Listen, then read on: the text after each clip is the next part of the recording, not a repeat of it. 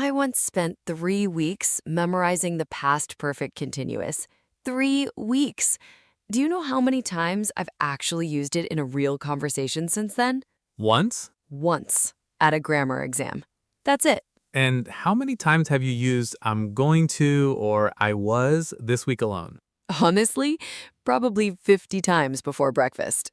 That's exactly what today's episode is about. Welcome back to English Talk Sessions, everyone. I'm Mia. And I'm James. Today's topic is tenses. And we know what you're thinking. Tenses. Great. How many are there? 12? Yes, 12 tenses in English. That's what most textbooks teach. And when most learners see that number, 12 tenses, all in a big table, they feel one thing. Tired. Before they even start. So today, we want to tell you something simple. You don't need all 12. Not right now. Not to have real conversations. You need 5. Just 5 tenses. And with those 5, you can talk about your day, tell stories, make plans, share feelings, everything you actually need in real life. The other 7 tenses exist. We're not saying they don't, but they're not urgent. Think of it this way. When you learn to drive, you don't start on the highway. You start in an empty car park. 5 tenses is the car park. Once you're comfortable there, the highway makes sense on its own. We've both been in that place, staring at 12 tenses, not knowing where to start. So we're going to make it simple today. 5 tenses, real examples, real stories. And by the end, grammar will feel a lot less scary. Let's start. Before we start, quick question for you, our listeners. Have you ever felt completely overwhelmed by English grammar? Tell us in the comments. We genuinely want to know.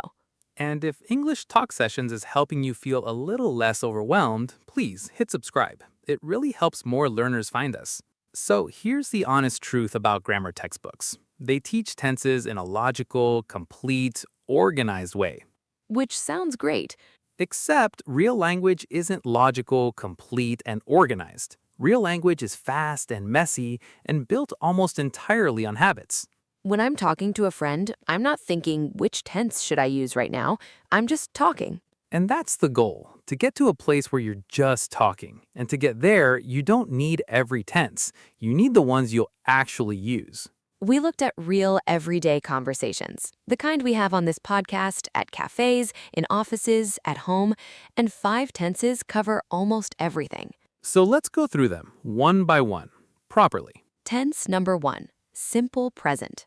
I work, she works, we eat, he sleeps. This is the tense of habits, routines, and general facts, things that are regularly true. I drink coffee every morning. The shop closes at 9. She lives in London. What I love about simple present is how much work it quietly does. It's not just habits, it's opinions, feelings, permanent states. I think you're right. I know this word. I love this podcast. 3 simple present verbs in 3 seconds without even trying. Once it's in your system, it just flows. The only thing that trips people up is the third person S. She works, he goes. It sounds simple enough. But I've heard even advanced learners drop it mid-sentence because they're focusing on the meaning and forget the form. The trick is to practice until it sounds wrong without it. Imagine someone saying, she work late every day. That should feel like a mistake to your ear. Which means you need to hear and say the correct form enough times that your brain starts noticing errors automatically. That's what fluency actually is. Not knowing the rule, hearing the error. I have a good story for this, actually. Go on. A few years ago, I had this very specific morning routine. I make tea, I open the window, I sit down, I write for 20 minutes, in that exact order, every single morning. That sounds almost meditative. It was. And one morning, I accidentally opened the window first, then made tea. The horror. I couldn't write a single sentence. The whole day felt slightly wrong. And I realized my routine was so deep in simple present tense, so automatic, that changing one small thing broke the entire feeling. So, simple present isn't just grammar. It's basically how we describe who we are. Exactly. I wake up early. I walk to work. I call my mom on Sundays. That's not just a schedule. That's a person. Simple present is identity in sentence form. Tense number 2, Simple past. I worked. She went. We ate. He slept. Completed actions. Things that happened and finished. I called you yesterday. She finished the report. We had a really good time. Simple past is probably the first tense most learners try to use, and also the first place where irregular verbs cause real trouble. Go, went. Come, came. Buy, bought. There are about 100 common irregular verbs in English, and honestly, you need maybe 30 for everyday conversation. I have an embarrassing story about this. Of course you do. Early on, I was at a dinner party. Nice people, new friends. I wanted to make a good impression, and someone asked how I got to the restaurant. I said, very confidently, I catched the bus. Oh no. The table went quiet for exactly 1 second, and then someone very kindly said, "You caught the bus?" And you wanted the floor to open up. I went home and wrote catch, caught, caught on a sticky note and put it on my mirror. I've never made that mistake again. That's actually the best way to learn irregular verbs. Not from a list, from the exact moment you got it wrong. Because that feeling stays with you. Catched doesn't just sound wrong to me now, it sounds like that dinner party. And simple past is storytelling. Almost every story you tell, what happened today, what you did last weekend, how you met someone, uses simple past. Which means once you're comfortable with it, you can connect with people. You can share your life. And that's kind of the whole point of language, isn't it? Tense number 3, present continuous. I am working. She is talking. We are learning. Things happening right now, in this exact moment. I'm recording a podcast. She's making coffee. It's raining outside. But there's a second use that learners often miss. Present continuous for future plans that are already arranged. I'm having dinner with my sister on Friday. He's coming to the meeting tomorrow. They're moving to a new city next month. Native speakers use this constantly, and learners who use will for absolutely everything future, they're understood, but they sound a little stiff. A little formal, like reading from a news broadcast instead of having a conversation. I learned this the hard way. What happened? I had arranged to meet a friend at a cafe on Saturday. I'd been telling everyone all week, I'm meeting Sam on Saturday. I'm meeting Sam on Saturday. Using present continuous correctly without even realizing it. Good instinct. Saturday morning, Sam texted, "Something came up, can we reschedule?" And I realized all week I'd been saying I'm meeting Sam, as if it was already happening, already real, already in motion. Because it was. It was arranged. And when Sam canceled, it felt like something was physically taken out of the day. Not just a plan, a piece of the week that already existed. Warmly. That's the present continuous for you.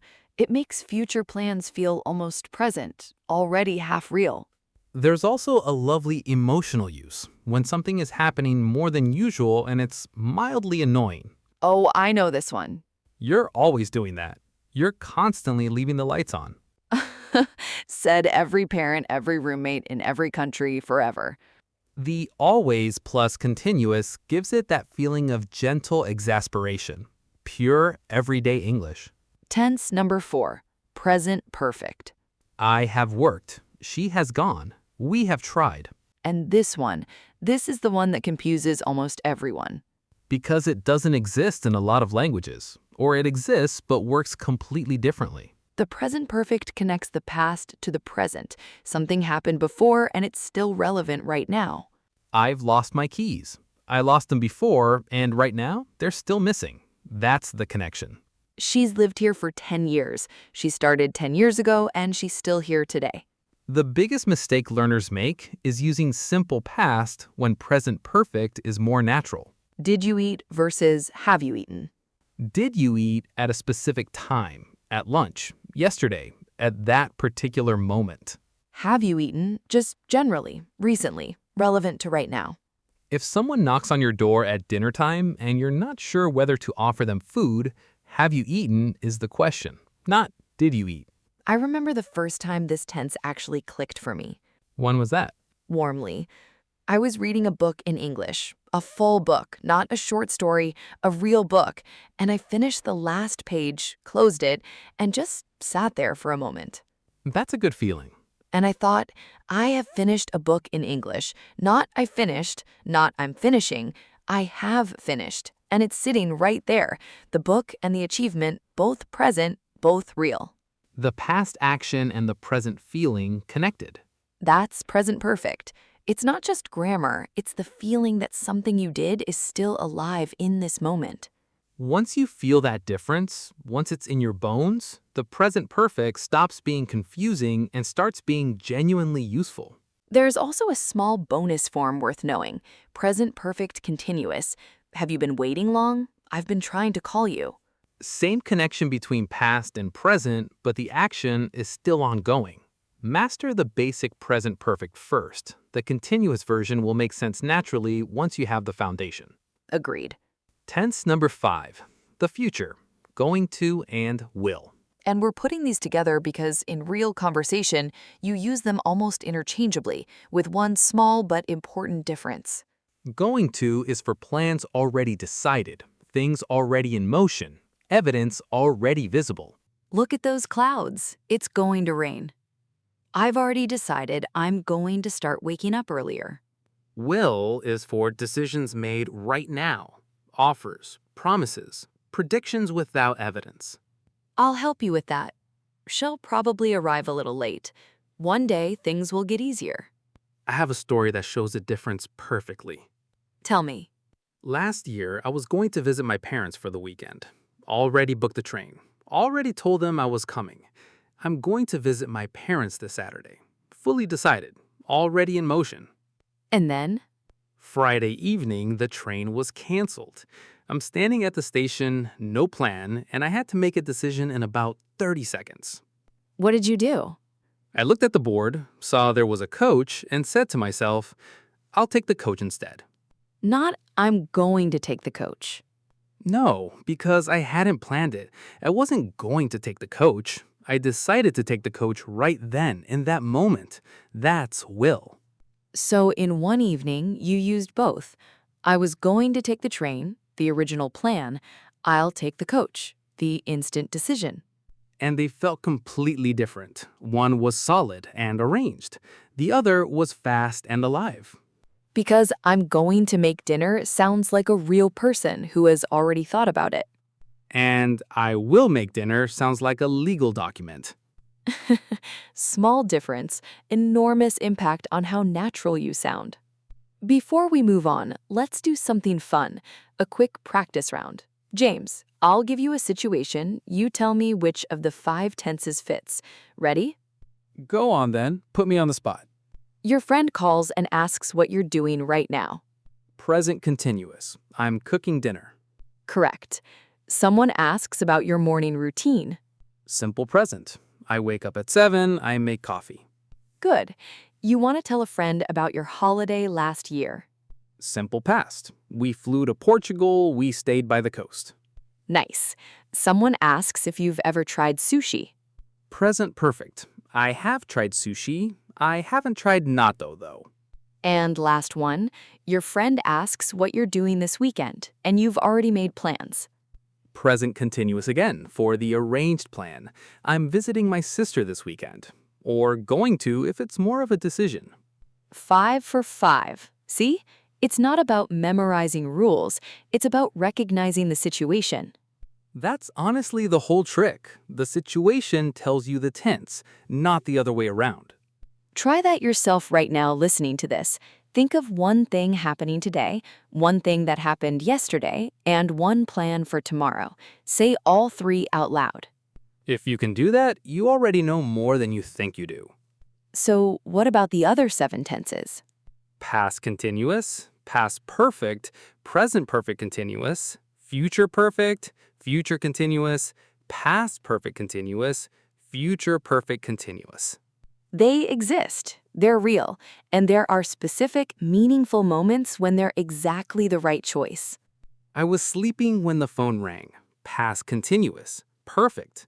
By the time she arrived, I had already left. Past perfect, beautiful. I've been studying English for years. Present perfect continuous. By next June, I will have finished this course. Future perfect. This time next week, I'll be lying on a beach. Future continuous. By the time you read this, I will have been waiting for an hour. Future perfect continuous. That one's a mouthful even for native speakers. Honestly, most native speakers avoid that last one in conversation. It sounds correct in a textbook and slightly odd out loud. Which tells you something important. Even the tenses that exist aren't all used equally. Exactly. Some are common, some are rare. Some you'll use every day. Some you'll use twice a year. But here's the honest truth. In years of daily English conversations, I have used the future perfect continuous maybe twice. And both times, you probably could have said the same thing slightly differently using one of the five. Exactly.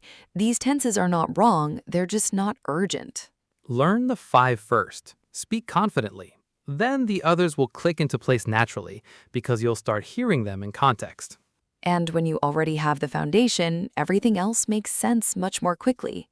Actually, Mia, can I tell one more story before we wrap up? Go on.